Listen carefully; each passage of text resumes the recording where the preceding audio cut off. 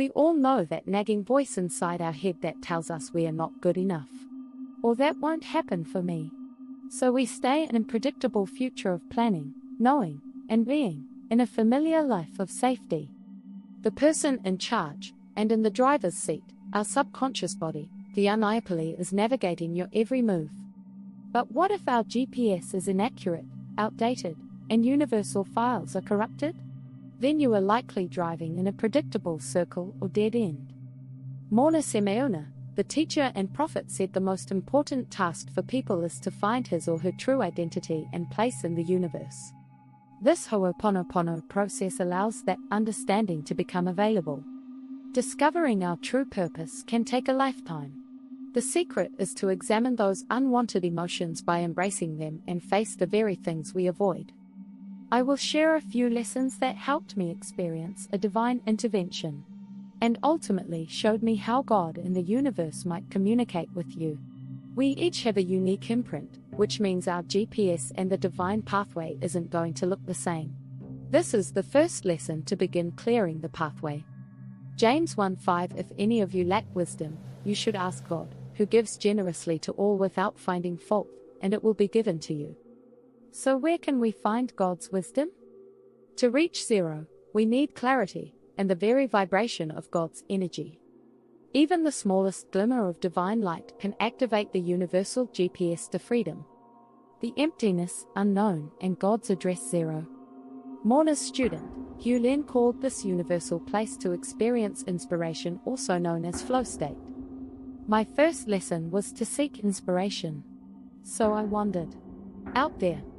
Opportunities don't happen, you create them. Chris Grosser.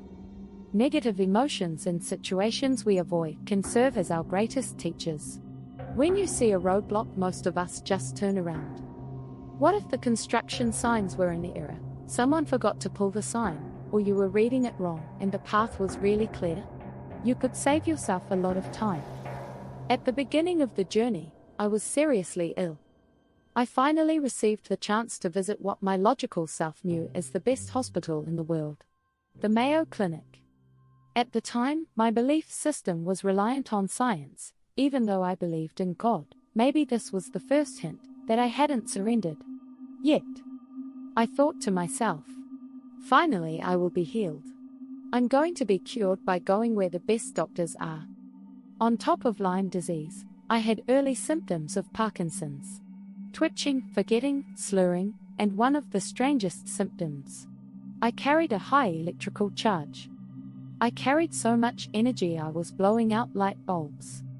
If I stood by a high-powered electrical box, I experienced the most painful headaches and a weird feeling of energy rushing throughout my body.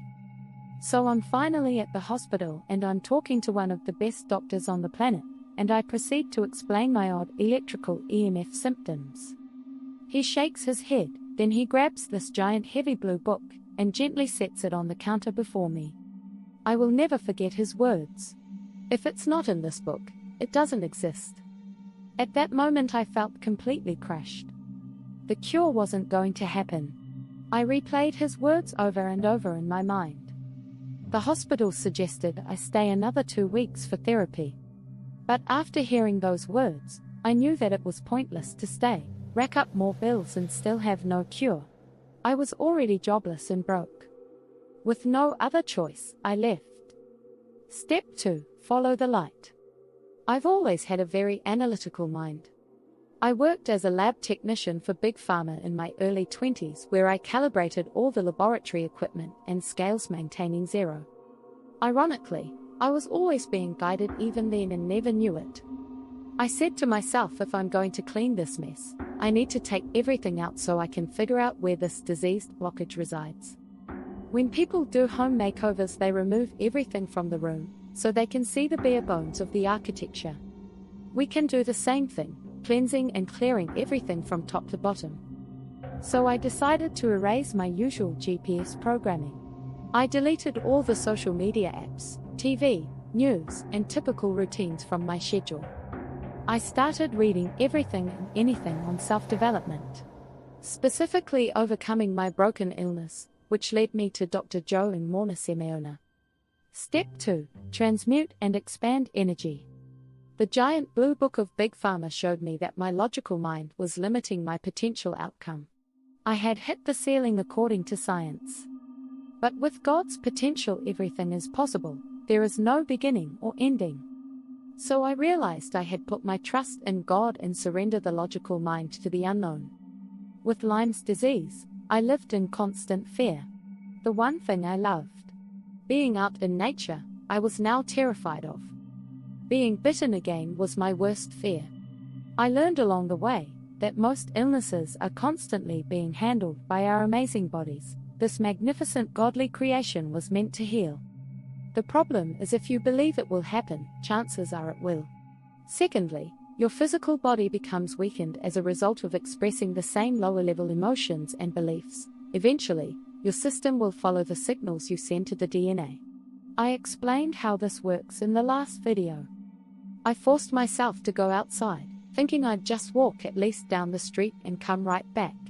But this divine energy took hold of me. I didn't want to return home. I started walking every day, which led to walking 5 to 10 miles a day. Then earthing, where you touch bare feet to the holy ground known as Mother Earth. Then I started meditating outside for hours. I felt a true connection and love with God that I had never experienced in all my life and years of attending church. I sat under trees and could eventually feel the energy of the plants, trees, and magnificent beauty that surrounded me. I learned that some Qigong masters would have their students touch trees for hours, learning to feel the energy as a way to understand healing. Logic can serve as a useful tool, but Hooponopono teaches us we are all one, and connected to God's universal life energy. To be balanced, we must hold reverence for all of God's creations. If you want to experience the unknown flow state of zero, logic mustn't be in full control of the GPS. The logical mind might tell you, for example, working a 9 to 5 is the safest way to freedom. But too much logic won't lead you to the unpredictable inspiration and magic that resides within. This next technique, I will show you how to turn your repeating unhealthy emotions into a strong affirmation that can transmute the energy. From Dr. Joe Dispenza's best-selling book, Breaking the Habit of Being Yourself, Dr. Joe shows you how to shift limited beliefs of survival into expansion and creativity. If you are aware of the limited belief or emotion that is holding you back, what you're going to do next is locate the empowering opposite energy from the creation column. For example, my daily affirmation from a diseased mind and body was, I am God's child, healthy and strong. Try to keep it simple, because reciting it multiple times a day is going to help the subconscious adopt this belief, altering your new GPS. The most important technique I'd like to share with you helped me understand my fears. My ancestors and many cultures practice this nightly dream exercise. Some call it a vision quest. Before you go to sleep, you can simply ask yourself, the computer that houses all programming. Ask directly, who am I? Your dreams may reveal the question to understanding your divine purpose, but do not expect an answer right away.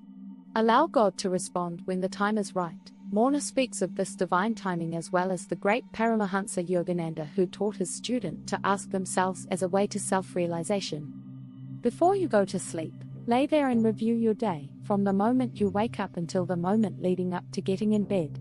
By doing so, we can review some of the challenges we face throughout the day and spend time evaluating them, asking ourselves, could I have handled this differently? Many wisdom teachers say that by doing this we show God we are taking the right steps towards transmuting those unhealthy emotions. This technique has allowed me to awaken within the dream state where many lessons can be learned. I hope you found this helpful. Thank you for watching.